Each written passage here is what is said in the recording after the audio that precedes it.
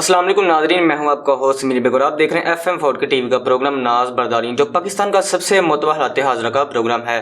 میرے ساتھ اسٹوڈیو میں موجود ہے ہمارے ملک کے ممتاز دانشور سینو کالم نگار تجزیہ کار ادریس ناز صاحب، تو ان سے بات کرتے ہیں۔ السلام علیکم سر۔ وعلیکم السلام۔ کیسے ہیں آپ؟ الحمدللہ۔ سر، پاکستان ایران کشیدگی، اس کے پیچھے کوئی بڑی عالمی سازش تو نہیں؟ کیا کہتے ہیں آپ اس کے بارے میں؟ سمیر، سب سے پہلے تو انتہائی افسوسناک واقعہ ہے جو ایران کی طرف سے ہوا۔ جی، مطلب سمجھ سے باہر ہے کہ ایران اور پاکستان کے درمیان ابھی ایک دن پہلے جو ہماری مشترکہ جنگی مشقیں تھیں وہ اختتام پذیر ہوئی ہیں۔ جی، ایران کے ساتھ پاکستان کے بہت آئیڈیل تو نہیں لیکن آئیڈیل تعلقات ہیں۔ ہمارا پڑوسی ملک ہے اور ہماری خواہش ہے کہ ہم اس کے ساتھ بہت آگے بڑھیں۔ ایران کے ساتھ ہمارے تجارتی روابط پہلے سے بہتر ہوئے ہیں اور اسی گورنمنٹ نے تجارتی روابط بڑھائے ہیں۔ ہم نے 2 منڈیاں قائم کی ہیں، 5 منڈیاں قائم کرنی تھی جن میں 2 منڈیوں کا افتتاح ہو چکا ہے۔ لیکن حیران کن بات یہ ہے کہ ایران کی طرف سے اتنا غیر ذمہ دارانہ قدم جو اٹھایا گیا ہے، پاکستان کی سرحد کی پامالی ہوئی ہے، 2 قیمتی جانیں جو ہیں ان کی ناقابل تلافی نقصان ہوا ہے، یہ بڑی تشویشناک بات ہے۔ پاکستان کا بڑا سخت رد عمل ہے۔ پاکستان نے اپنا سفارتی عملہ وہاں سے بلا لیا۔ جو پاکستان میں ایران کا سفیر تھا وہ آلریڈی ایران میں ہی تھا، لیکن پاکستان نے منع کر دیا کہ وہ پاکستان واپس نہ آئے۔ ہمارے فوجی اعلیٰ قیادت نے، مطلب ہمارے جو چیفز ہیں، جتنے بھی سربراہان ہیں پاک آرمی کے، جنرل قمر جاوید باجوہ، اسی طرح بحریہ اور فضائیہ کے سربراہان جو ہیں، وہ joint chief of army staff Sahir Shamshad کی زیر صدارت ان کا اجلاس ہوا ہے اور اس پر غور کیا گیا ہے، اور جو اعلامیہ ہے اس کا ایک جملہ انتہائی امپورٹنٹ ہے کہ پاکستانی عوام کو مایوس نہیں کیا جائے گا اور ہم جواب دینے کے لیے اپنا مربوط لائحہ عمل بنا رہے ہیں۔ اب دیکھیے، اگر پاکستان بھی کوئی ایسا ایڈونچر کر دیتا ہے، اس کا جواب دیتا ہے، منہ توڑ جواب دیتا ہے، تو اس کے بعد پاکستان اور ایران جو ہے ان کے تعلقات 50 سال پیچھے چلے جائیں گے، 5 دہائیاں پیچھے چلے جائیں گے۔ تو وہ جو فضا بنانی تھی ہم نے، تو وہ کیسے بن پائے گی؟ رہی بات یہ کہ اس کے پیچھے جو عالمی سازش تو نہیں ہے کوئی، اس کو نظر انداز نہیں کیا جا سکتا۔ اس فیکٹر کو، اس کو ہمیشہ سامنے رکھنا چاہیے۔ اس کی وجہ یہ کہ پاکستان، ہم علاقائی مسائل کا شکار تو ہیں، بہت سارے ہمیں معاشی مسائل کا بھی سامنا ہے، لیکن پاکستان جو ہے یہ اس خطے میں اہمیت اختیار کر گیا ہے۔ اس کی وجہ ہے کہ دنیا کی سب سے بڑی معیشت چائنا بن کے ابھرا ہے، اور چائنا جو ہے وہ پاکستان کا سب سے بڑا اتحادی ہے، اور اسی طرح ایران اس کے ساتھ ہے، افغانستان ہے، تو پاکستان کی اہمیت جو ہے وہ 2 چاند ہو جاتی ہے۔ اب پاکستان کے جو ہمارے اپنے حالات ہیں، جنہیں ہم اپنے ڈومیسٹک کہہ سکتے ہیں، وہ بہت بہتر نہیں ہیں، بہت آئیڈیل نہیں ہیں، اور معاشی حالات تو بہت برے ہیں۔ صرف اس لیے وہ رکھا جاتا ہے ان حالات میں پاکستانی عوام کو 2-4 کہ یہ ایٹمی قوت ہے، خطے میں اس کی اہمیت ہے۔ اگر یہ اپنے پاؤں پہ کھڑے ہو جاتے ہیں تو اس کے بعد تو پھر پاکستان کو روکنا، عالمی طاقت بننے سے کوئی طاقت نہیں روک سکتی۔ امریکہ یہ کبھی نہیں چاہے گا کہ پاکستان اس سطح پہ جائے، لہٰذا پاکستان کو داخلی مسائل جو ہیں ان کا شکار رکھا جاتا ہے، ہمیشہ شکار رکھا جاتا ہے۔ IMF کا پنجہ جو ہے اس کو اتنا تگڑا کر دیا گیا ہے، اتنا کڑا کر دیا گیا ہے کہ پاکستان اس چنگل سے چاہتے ہوئے بھی نکل سکے گا۔ اور دوسرا، میں بار بار کہتا ہوں، میرے گگو گوڑوں کو سمجھنے لگے کہ پاکستان کو اب تک جتنے بھی حکمران ملے ہیں وہ تقریباً غدار ملے ہیں۔ ان کا پاکستان کے عوام کے ساتھ نعرے تو ہوتے ہیں، جی، آج حافظ آباد میں شیر دھاڑا، وہاں پر بھی یہ کہا گیا کہ پاکستانی قوم کی تقدیر بدل دیں گے، یہ کر دیں گے، وہ کر دیں گے، ہم نے 18 گھنٹے کی لوڈ شیڈنگ ختم کی۔ وہی جو ان کی باتیں ہیں، 5 کے مقابلے میں 8 دھماکے اور موٹر وے اور میٹرو بس وغیرہ وغیرہ جو ان کے پاس ہیں، وہی جیسے عمران خان کے پاس وہ نیا بنے گا پاکستان والے 50 لاکھ گھر اور 1 کروڑ نوکریاں، بٹو جو ہے وہ پچھلے 50 سال سے آپ کو روٹی کپڑا مکان دے رہا ہے۔ ان لوگوں کا میں نے اتفاق سے پاکستان کے، میں نے 100 پروگرامز میں کہا اب تک، خدا نے جتنا فضل پاکستان پہ کیا ہے دنیا کے کسی ملک پر اتنا کرم نہیں کیا۔ پاکستان کے پاس، یاد رکھیے گا، میں ذمہ داری کے ساتھ بات کروں، گیس کے اتنے بڑے ذخائر ہیں کہ دنیا میں کسی اور ملک کے پاس اتنے بڑے ذخائر نہیں ہیں، ایران کے پاس بھی نہیں ہے۔ اسی طرح پاکستان کے پاس پیٹرول کے ذخائر ہیں، لیکن ہمیں نکالنے نہیں دیا جاتا کیونکہ اوپر غدار بیٹھے ہیں، وہ ڈالر لیتے ہیں اداروں سے، اور پاکستان کو پیروں پہ نہیں. پھر پاکستان کے پاس دنیا کے سب سے بڑے معدنی ذخائر ہیں, پاکستان کو نہیں ان سے استفادہ کرنے دیا جاتا. اوپر جو لوگ بیٹھے ہیں اور آپ کو پتہ ہی نہیں روزانہ اربوں خربوں روپے کے ذخائر جو ہیں وہ باہر بھیجے جا رہے ہیں اور بیچے جا رہے ہیں, قومی خزانے کو پینی نہیں مل رہی. افسوسناک بات ہے. تو پاکستان کے حالات جو ہیں یہ سارے سیاستدانوں نے ایسے کیے ہیں. پاکستان کے عوام کے ساتھ جو ظلم ہو رہا ہے, ہم جو IMF کے شکنجے میں ہیں, ہم ان کو پیسے پے کر رہے ہیں. بجلی جو ہے ایک مہینے میں 11-12 روپے, اسی مہینے میں جنوری میں 11-12 روپے مہنگی ہو گئی ہے پر یونٹ. تو آپ اندازہ قائم کیجئے کہ ہم کہاں کھڑے ہیں. پاکستانی کو قوم کی ان بیچاروں کو سمجھ ہی نہیں آ رہی ہمارے ساتھ ہو کیا رہے. گگو گھوڑے ہیں, سوئے ہوئے ہیں, انہیں شعور ہی نہیں ہے. وہ شیر تے مورا ٹھپا ٹاپتے, ایک باری پھر شیر اور تیر تے مورا وغیرہ وغیرہ جو بھی ہے. پاکستان کے ساتھ ہم کبھی کھڑے. پاکستان کو عالمی سامراج جو ہے وہ چاہتے ہیں کہ پاکستان کو بالکل لولا لنگڑا کر دیا جائے, پاکستان کے عوام کو نہ شعور آئے, نہ انہیں ایسی جگہ پہ لایا جائے. تو انہوں نے پاکستان کو مزید انتشار کا شکار کرنے کے لیے, ہو سکتا ہے یہ عالمی سازش ہو, پاکستان اور ایران کے درمیان جو کشیدگی ہے اسے نظر انداز نہیں کیا جا سکتا کہ پاکستان میں الیکشن ہونے جا رہے ہیں, انتخابات ہے اور پاکستان میں بے چینی کی صورتحال ہے. ایک جماعت کو ہم نے سرے سے, میں نے کہا کہ اسے دیوار میں چن دیا ہے PTI کو, تو بے چینی کی صورتحال ہے ملک میں. ایسے میں اگر پاکستان اور ایران کے درمیان کوئی اللہ نہ کرے کہ جو ہو گیا بہت بڑا ہے, بہت بڑا سانحہ ہے. 2 قیمتی جانیں یہ بہت بڑا سانحہ ہے, یہ چھوٹی بات نہیں ہے کہ بندہ کہے 2 بچوں کی جانیں گئی ہیں تو یہ کون سا بڑا نقصان ہے. یہ بہت بڑا جانی نقصان ہے. اور اس سے بڑا کہ ایران کی ہمت ہے کہ اس نے ایسا کیوں کیا, اور بغیر کسی وجہ کے, بغیر اشتعال کے. ہوتا نا کہ پاکستان کی طرف سے کوئی ایسا ہوتا, ہم نے اشتعال دلایا ہوتا اسے, ہم نے سرحدوں پہ کوئی ایسا ایڈونچر کیا ہوتا تو اس کا رد عمل ہوتا. لیکن یہ سمجھ سے باہر ہے کہ ایران کی کیا ذہن میں آئی, اور وہ بھی پاکستان کے ساتھ. اس کے پیچھے اچھا ایران جو ہے وہ امریکہ کا اتحادی بھی نہیں ہے کہ کہا جائے کہ امریکہ نے کروا دیا ہے. اب یہ بات ابھی سمجھنے اور سمجھانے کی ہے, ابھی بہت زیادہ وقت چاہیے ہمیں سمجھنے کے لیے کہ ایران نے یہ ایسا کیوں کیا ہے, کون سے ایسے عالمی عوامل ہیں.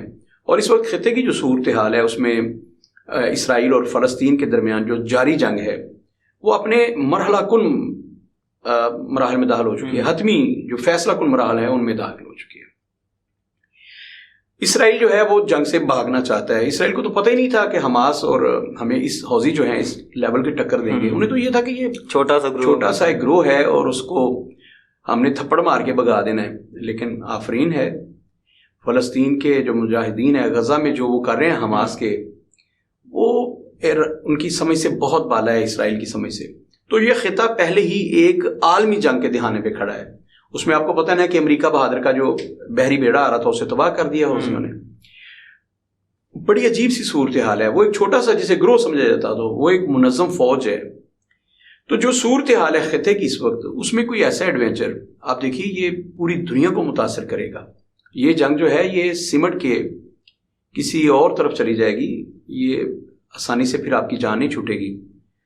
باہر کیا امریکہ کو بھی اس میں اپنا پازیٹیو رول پلے کرنا چاہیے. مجھے سب سے زیادہ جو غصہ ہے وہ اس وقت یونائٹڈ اسٹیٹس پر ہے, اقوام متحدہ پر ہے. اقوام متحدہ نے UN نے اس میں ایک شرمناک رول پلے کیا ہے. ابھی تک انہوں نے اپنا مؤثر رول ادا نہیں کیا. OIC کو چھوڑیے آپ, ہمارے مسلمان جو ہیں انہوں نے تو جو کرنا ہوتا ہے آپ کو پتہ ہے. میں نے بتایا بھی تھا کہ جب ہمارے 8 ممالک اکٹھے ہوئے ہیں تو انہوں نے کیا ہے وہاں پہ, وہ شرمناک ہے. تو بار کیا اقوام متحدہ کو چاہیے تھا کہ وہ اپنا رول پلے کر دی اور اسے انٹرنیشنل جنگ بننے سے روک دی. جی لیکن افسوسناک بات ہے کہ اقوام متحدہ جو ہے وہ تو امریکہ کا ذیلی ادارہ ہے. وہ سرمایہ دار جو ہیں مغرب کے جو ممالک ہیں 8, وہ ان کا ادارہ ہے, ان کے مفادات کا تحفظ کرتا ہے. اگر کسی غیر مسلم ملک کے ساتھ ہی ہو رہا ہوتا تو اب تک نتائج کچھ اور ہوتے. مسلمانوں کی ہر چیز کا بائیکاٹ ہو چکا ہوتا. بہت سارے ممالک جو ہیں وہ گرے لسٹ میں شامل ہو چکے ہوتے, بہت سارے بلیک لسٹ میں شامل کیے جا چکے ہوتے, ان سے تجارتی روابط ختم کیے جا چکے ہوتے. بلکہ شاید امریکہ بہادر جو اپنی فوجیں اتار چکا ہوتا اور تورا بورا کے پہاڑوں پر جیسے اس نے کارپیٹ بمباری کی تھی ویسے سلسلہ شروع ہو چکا تھا. لیکن افسوسناک بات تو یہ ہے کہ اسرائیل ہے اور امریکہ کو سمجھ نہیں آ رہی کہ جتنا نقصان اس جنگ میں امریکہ کا ہوگا اس کا امریکہ تصور نہیں کر سکتا. جنگ بے شک غزہ کی پٹی پہ ہے تو امریکہ اندازہ نہیں قائم کر سکتا.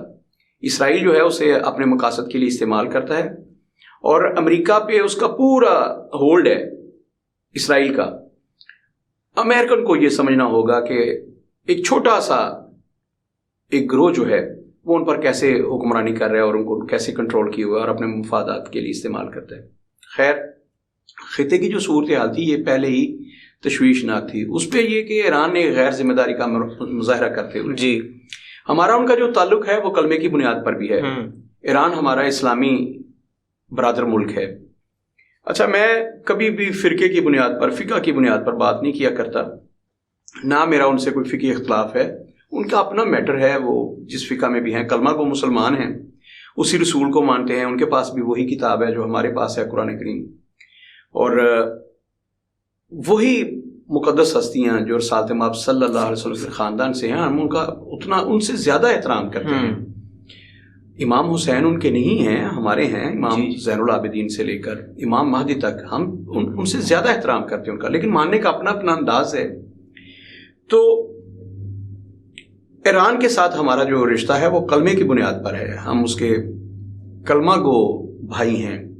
تو ایران کو بہت کچھ سوچنا چاہیے تھا, لیکن یہ جو ہوا ہے 2 دن پہلے یہ انتہائی افسوسناک ہے. کل کا سارا دن میں دیکھتا رہا اس منظرنامے کو, لیکن تشویشناک بات ہے. کل میٹنگ ہوئی تھی نا ہمارے جوائنٹ سٹاف کی, جی, تو اس میں کڑے فیصلے لیے گئے. اب ایران کے ساتھ جو ہمارے ایک بات بڑی امپورٹنٹ ہے کہ یہ جو اس وقت ہمارے چیف آف آرمی سٹاف ہیں, انہوں نے کچھ مشکل فیصلے کیے تھے. انہوں نے اسمگلنگ کی روک تھام کی تھی. ایران کے راستے جو غیر قانونی طور پر اسمگلنگ ہوتی تھی اس کو روکا. انہوں نے اپنی چوکیوں پر بھی مطلب پابندیاں لگائیں. بارڈر سارا سیل کر دیا, جو غیر قانونی طور پر وہاں سے سامان آتا تھا اس پہ پابندی لگا دی. تو ہو سکتا ہے کہ ایک بڑا مافیا جو ہے وہ سرگرم ہو گیا ہو اور انہوں نے ایسی حرکت کی ہو, حکومت کو اس کا علم نہ ہو. ایران کی طرف سے ابھی تک اس کو واضح نہیں کیا گیا. اس کو فوری طور پر واضح کر دینا چاہیے تھا کہ ایرانی حکومت کا اس پہ کیا موقف ہے. بہرکیف انتہائی تشویشناک ہے, اور وہ ادارہ جو جسے اقوام متحدہ کہا جاتا ہے وہ بیدار ہو نہ ہو, ہمارا مسلمانوں کا جو اسلامی کانفرنس ہے اس کو فوری طور پر جاگنا ہوگا, اور آج میں پاکستان اور ایران کے درمیان جو پیدا ہونے والی غلط فہمی ہے اس کو دور کروانا ہوگا. اگر ایسا نہیں ہوتا تو یہ پاکستان اور ایران کی جنگ نہیں ہوگی, اس میں بہت سارے ممالک آ جائیں گے اور یہ عالمی جنگ ہوگی. خطے میں پہلے ہی کشیدگی ہے. اگر دنیا نے تیسری عالمی جنگ سے بچنا ہے تو پاکستان اور ایران کے درمیان جو غلط فہمی ہے اسے ختم کرنا ہوگا فوری طور پر. پاکستان میں بہت ساری شیعہ کمیونٹی ایسی ہے جو دن رات ایران کے اعلیٰ حکام کے ساتھ رابطے میں ہے, وہ پاکستانی ہیں. انہیں فوری طور پر اپنا مؤثر رول ادا کرنا چاہیے. اگر اس میں تاخیر برتی گئی تو حالات بہت زیادہ خراب ہو جائیں گے اور سب کے ہاتھ سے نکل جائیں گے, پھر کسی بندے کے ہاتھ میں نہیں رہیں گے. تو یہ ضروری ہے کہ پاکستان اور ایران کے درمیان جو ایک غلط فہمی, میں بار بار غلط فہمی کہہ رہا ہوں, پیدا ہوئی ہے ایران کے ایک انتہائی گھٹیا اقدام کی وجہ سے, قابل مذمت اقدام کی وجہ سے جو غلط فہمی پیدا ہوئی ہے, اس کو دور کرنا سب سے پہلے تو ایران کی ذمہ داری ہے, اور اس کے بعد برادر اسلامی ممالک جو ہیں ان کی ذمہ داری ہے. سعودیہ تو کبھی نہیں کرے گا کیونکہ اس کے ایران کے ساتھ کوئی بہت آئیڈیل تعلقات ہیں, بہت کشیدہ تعلقات ہیں. جی. تو میری خواہش ہے کہ ہمارے ایران کے ساتھ تعلقات اس نہج پہ نہ جائیں جیسے سعودیہ کے ہیں. ہمارے تعلقات خوشگوار ہونے چاہیے. ہمارا برادر ملک ہے, پڑوسی ملک ہے, ہماری لمبی سرحد ایران کے ساتھ ہے, تو ہم اس کے متحمل نہیں ہو سکتے. پاکستان بھی ایٹمی ملک ہے, ایٹمی طاقت ہے, ایران بھی ایٹمی طاقت ہے, ہر چند اس نے ابھی تک اس کا مظاہرہ نہیں کیا. یہ جو میاں صاحب بار بار کریڈٹ لیتے ہیں نا کہ میں نے بھارت کے 5 دھماکوں کے مقابلے میں 8 دھماکے کیے تھے, واقعتاً اسے کریڈٹ جاتا ہے میاں نواز شریف صاحب کو کہ میاں صاحب نے اس وقت ایک دلیری کا قدم اٹھایا تھا, ورنہ پاکستان ایٹمی قوت ہونے کے باوجود دنیا اسے ایٹمی قوت تسلیم نہ کرتی کیونکہ مظاہرہ نہیں کیا تھا. ایران ایٹمی قوت ہے اور اس کے پاس بھی دنیا کی جدید ترین ایٹمی ٹیکنالوجی موجود ہے ایران کے پاس, جیسی پاکستان کے پاس موجود ہے. خیر پاکستان کے پاس کہا جاتا ہے کہ دنیا کی سب سے بہترین ٹیکنالوجی ہے, لیکن ایران کے پاس اس سے کم نہیں ہے, اس کے ٹکر کی ہے. تو خطہ جو ہے ایک بڑی جنگ کا متحمل نہیں ہو سکتا. اللہ نہ کرے کہ پاکستان اور ایران کے درمیان اس سے زیادہ کشیدگی پائی جائے. یہ پوری دنیا کے لیے باعث تشویش ہونی چاہیے. بطور پاکستانی مجھے تو بہت گہری تشویش ہے اس پر. میں پاکستان سے بہت زیادہ محبت کرتا ہوں, اپنے ملک سے. میں چاہتا ہوں کہ پاکستان ہمیشہ سلامت رہے. مجھے نفرت ہے اس سسٹم سے جو سسٹم پاکستان کو آگے نہیں بڑھنے دیتا. مجھے نفرت ہے ان پولیٹیکل پارٹی سے, ان کی لیڈرشپ سے जिन्होंने पाकिस्तानी कौम को IMF के आगे गिरवी रखा हुआ है, हमारे मुल्क को बेच दिया है IMF के आगे। लेकिन पाकिस्तान एक अजीम मुल्क है, इसमें इतना कुछ है खुदा का दिया हुआ कि अगर हम उसको इस्तेमाल में लाएं तो पाकिस्तान दुनिया की क़यादत करे। और उसके बाद मुझे अपने हमसाया ममालिक जो हैं उनकी, जैसे चाइना के साथ मुझे मोहब्बत है, इस वजह से कि चाइना हमारा हमदर्द मुल्क है, हमारा दोस्त मुल्क है। इसी तरह ईरान के साथ मेरी हमदर्दियाँ हैं कि हमारा बरादर इस्लामी मुल्क है। और पाकिस्तान और ईरान के दरमियान जो गैस का मुआहदा हो रहा है, पेट्रोल का मुआहदा हो रहा है, मुझे तो खुशी थी कि हमें गैस मिले, पाकिस्तान का ये मसला हल हो। तो ऐसी कशीदगी बात तो ये मामला बहुत दूर चले जाएंगे, पाकिस्तान एक दूसरे से हम इस्तेफादा नहीं कर पाएंगे। तो फौरी तौर पर जो बाअसर हैं, बाइख्तियार हैं हमारे दो ममालिक के दरमियान, उनको अपना किरदार अदा करना होगा। और पाकिस्तान में जो शिया कम्युनिटी के बड़े लोग बैठे हैं जो ईरान के और पाकिस्तान के दरमियान, वो सफारतकारी कर सकते हैं, वो इस गलत फहमी को फौरी तौर पर दूर करवाएं। अगर ऐसा ना हुआ तो खिता एक बड़ी जंग की तरफ चले जाएगा और वो ऐसी तबाही होगी कि दुनिया उसके बाद फिर अपने पैरों पर खड़ा नहीं हो पाएगी, अगर ईरान और पाकिस्तान के दरमियान आज के दिन में ही इस गलत फहमी को दूर ना किया गया तो। जी सर, बहुत शुक्रिया। अपने मेज़बान समीर बे को इजाज़त दीजिए। अल्लाह हाफिज़।